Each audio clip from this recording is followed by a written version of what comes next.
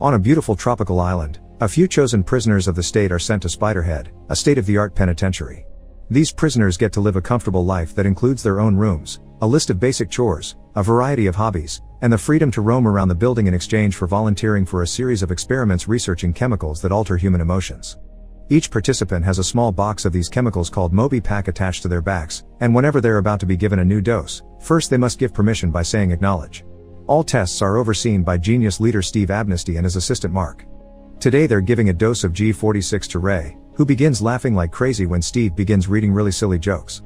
Afterward, Mark begins reading depressing history facts, but the G46 chemical keeps Ray laughing. Steve considers this a success, and as he takes notes on his notebook, he adds a little gold star sticker.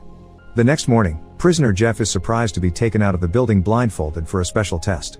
They give him a dose of N40 before removing the blindfold, and now Jeff sees everything in front of him as beautiful.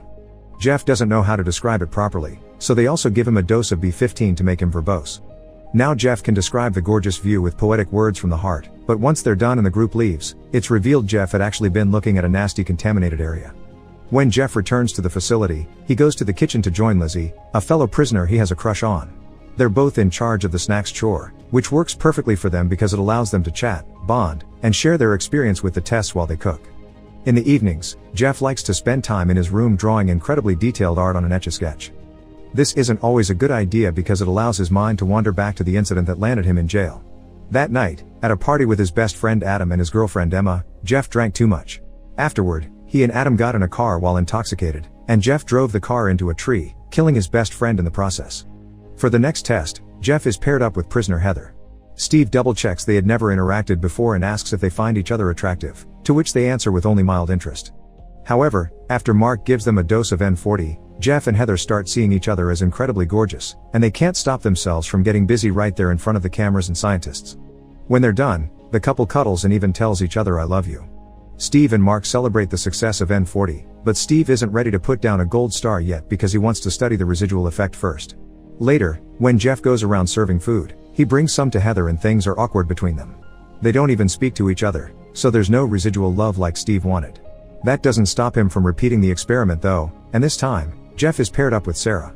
She's an older woman that Jeff isn't into at all, but he receives a double dose of N40 and once again, Jeff can't stop himself from getting busy with her. Later, while Mark refills the bottles in Jeff's Moby Pack, he asks him to be careful while he gets busy with the girls because the little box is delicate, so even the slightest bump could break it and cause them to lose control. Jeff takes the chance to ask Mark to change him to another chore instead of snacks, claiming he needs a change but clearly having a secret reason for it. The following day, Jeff is surprised to join Steve and Mark at the scientist's desk for the next experiment. There are 2 rooms today. In one, there's Dave, who keeps eating humongous amounts of food, only stopping to throw up. In the other room, Jeff finds Heather and Sarah. The test is simple. Steve wants Jeff to choose one and give her a dose of darkened phlox, which Steve classifies as an agitator that leaves no permanent damage. Jeff feels uncomfortable with this decision and refuses to choose, but he clarifies that if he had to, it would be a random choice. He has no particular feelings for either of them, and he's only refusing because he had been given that chemical before, so he remembers how much he hated it. This is fascinating to Steve, because Jeff had been under different doses when he got together with them, yet the final feelings are still the same. Sometime later, Lizzie approaches Jeff to try to ask about his decision to change chores. However, their conversation is interrupted by the guards, who remind Jeff that today is his free day. Jeff is allowed to leave the facility for a walk and to call Emma, but as usual, he's sent directly to voicemail. He leaves a message apologizing and saying that he misses her, like he always does, but this time, Jeff also tells her about Lizzie. For the next experiment, Jeff is paired up with Rogan, a huge burly man with an aggressive attitude. Jeff has no interest in men and is worried that they'll make him get busy with Rogan, so he refuses to acknowledge any dose, but absolutely nothing happens and they're allowed to leave after a few minutes. It's not hard to put 2 and 2 together, thus Jeff rushes to the scientist's room to confirm his suspicions. Heather had been asked to give darkened phlox to Jeff or Rogan, and she chose neither. This also means Heather got busy with Rogan during one of these tests. Furious, Jeff wants to know if everyone is getting together with everyone, and Steve shows him a chart mapping all the connections among the prisoners. Steve explains it's an experimental design mandated by the protocol committee, and he isn't a big fan of it either. When Jeff expresses how uncomfortable he is with the lines this testing is crossing, Steve reminds him he was the one that volunteered, and the alternative is life in an awful state jail surrounded by power-hungry cops. Not wanting to lose the privileges he has here, Jeff apologizes and returns for another test with Rogan. Fortunately, Sarah doesn't give the darkened phlox to any of them either. After the test is done, Steve thinks they'll be ready to give it a gold star soon, but Mark is starting to feel uncomfortable with it as well. Steve reminds him this is necessary work in order to make the world a better place, and Mark leaves for his weekend out in a better mood. Later in the evening, Steve gives himself a dose of N42. The prisoners don't know this, but he has a Moby pack on his back as well. Meanwhile, Jeff and Lizzie are having dinner together while Jeff explains how awful Dark & Phlox makes you feel. Lizzie takes his hand and asks why Jeff changed chores. Jeff tells her this place messes with his head and sometimes he forgets who he used to be before coming here, but when he's with her, he really feels like himself. The next Monday, Steve decides to take the risk and asks Mark to give him a triple dose of the chemicals. Jeff comes over for today's test and catches them on the act, and since the scientists quickly put everything away, Jeff doesn't comment on it. For the next experiment, Steve tells Jeff that the committee has ordered them to continue with the Dark & Phlox testing, so Jeff has no choice but to give Heather a dose. Because he's under the effects of the chemicals, Steve is more aggressive with his techniques, reminding a hesitant Jeff that Heather is a prisoner because she's done some awful things in the past and that at least they've chosen him to do this instead of Rogan. Jeff still refuses to do it and begs Steve to talk to the committee to change their minds. Steve leaves the room, pretending to go to call the committee, but actually, he goes to the kitchen to grab some coffee and chat with Lizzie for a while. When he returns, Steve lies to Jeff, saying the committee refuses to change their minds and Jeff must proceed with the experiment if he doesn't want to get kicked out of the program. Seeing as he has no other choice, Jeff accepts to give Dark & Phlox to Heather, who immediately begins feeling excruciating pain. Mark also gives Jeff B15 to make him verbose. Now Jeff has to describe all the ways Heather is panicking, how guilty it makes him feel, and how he still doesn't love her. In her panicked flailing, Heather bumps her back against the wall and breaks the Moby pack, causing the Dark & Phlox to flood her. Heather gets awfully violent, to the point where she breaks a vase and uses the pieces to end it all before Mark can get there to stop her. Steve runs out of the room to check on her and drops his keys in the process, so while he and Mark argue about what happened, Jeff takes the chance to do some snooping. With the keys, Jeff gains access to Steve's notebook and finds many interesting things. First, there's a chemical formula called OBDX on a piece of paper with the Amnesty Pharmaceuticals logo at the top. This means there is no committee, Steve is the owner and boss of a private operation. Next, Jeff finds a bingo card full covered with gold stars except for two numbers, 6 and 40. By peeking under the stars, he realizes the numbers match all the different chemicals they've been testing. N40 doesn't have a star yet because it hasn't achieved true love, and B6 is what Mark refills in everyone's Moby Pox. Before he can look any further into it, Jeff notices Steve is coming back and puts everything away, throwing the keys back on the floor not to be discovered. Later, Mark asks Steve to report this, but Steve refuses.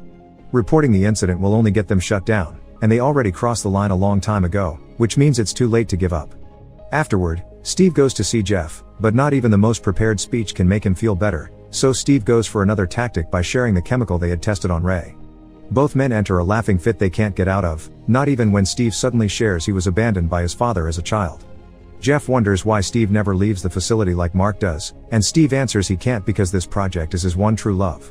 The next experiment is for Lizzie, who is given a chemical that makes her extremely phobic and she panics at the sight of a mere stapler. Afterward, she shares her trauma and shame with Jeff. He understands that shame, and confesses that's the real reason he has to change chores. Lizzie doesn't understand why they keep saying yes just for a few luxuries, so Jeff explains he thinks he deserves it and tells her the whole story of the incident. That night many months ago, Jeff's drunk driving not only killed Adam, it killed Emma as well. Since then, he's been consumed by guilt. Lizzie comforts Jeff and the pair finally kisses. Later, Jeff finds them having a snack together in the kitchen and a plan begins forming in his head. When he looks at the security footage and sees Jeff has been sketching Lizzie, Steve confirms he's on the right track and goes to bed after dosing himself with N40 again.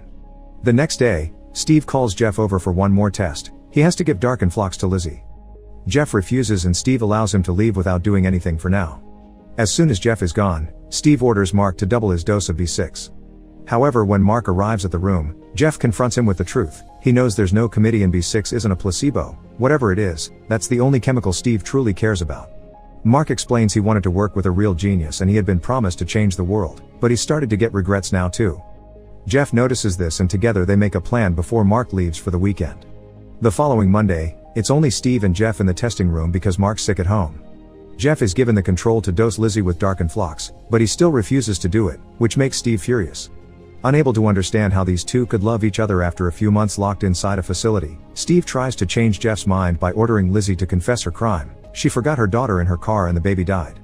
Lizzie breaks down in tears, asking Jeff for the chemicals, and Jeff presses the screen of the control. However, it's Steve the one that starts laughing. Mark lied about being sick and changed the programming so the control could dose Steve. He also put extra doses of B6 in Steve's Moby pack. Jeff put Steve through the fear chemical before giving him darkened flocks. As Steve thrashes in pain, Jeff explains Mark is coming with the police and that he knows what the real experiment is. B6 is a compliance chemical, designed to make people do whatever you want. OBDX stands for obedience, an obvious pun on obedience. Even while in pain, Steve thinks B6 could be used for the greater good. The only reason why testing hasn't been completed yet is that obedience hasn't been absolute, meaning it still hasn't been able to overpower the subject's deepest feelings. Steve also confesses both Jeff and Lizzie had already finished their sentence days ago and never told them. Angry, Jeff pushes Steve's head on the table and forces him to use his fingerprint on the control to open the front door, that way he can escape and tell the world about Heather's death. On his way out, Jeff notices Steve taking out a knife and orders him to give it to him. However, Steve is able to ignore the direct order even while on the effects of the extra B6 dose. The chemical isn't strong enough to overpower real feelings, and like Steve told Jeff the other day, this project is his one true love, so he'll defend it with his life. Steve hits Jeff and steals the control to give Lizzie 4 doses of darkened flocks, which immediately makes her go crazy. Jeff attacks Steve, making him drop and break the control in the ensuing fight, but by pushing him against the wall he also breaks Steve's Moby pack. The sudden rush of chemicals weakens Steve, giving Jeff the chance to push him away, steal the keys and run to check on Lizzie. Fortunately, it isn't too late. Jeff helps her to breathe again, and he also uses the keys to open her Moby pack and remove all the chemical bottles.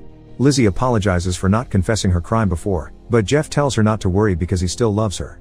The duo gets ready to escape the facility, so Steve makes an announcement. If the other prisoners don't want to lose their privileges, they must stop Jeff and Lizzie. Steve also sees on the security cameras that the police are approaching the building, so he grabs as many vials of the chemicals as he can and leaves as well. On their way out, Jeff and Lizzie use teamwork to fight off Sarah and Ray. Dave tries to stop them too, but Lizzie easily avoids a confrontation by giving him the keys to the pantry. The rest of the prisoners are also coming after them as a herd, but the duo runs faster and manages to reach the final hallway, locking the door behind them and leaving the herd on the other side. By the time they make it outside, Steve is already leaving on his private plane, so they grab a motorboat and leave as well.